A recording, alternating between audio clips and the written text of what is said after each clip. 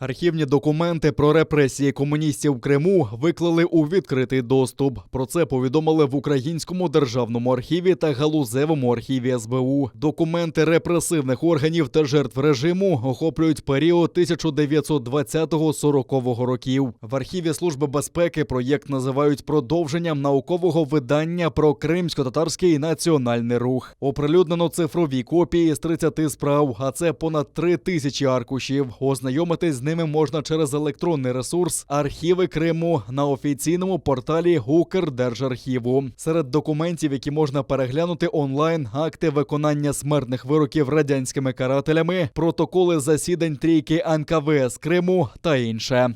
Взагалі плануємо оцифрувати всі 106 справ з цього фонду, де загалом буде розміщено приблизно 20 тисяч копій аркушів архівних документів.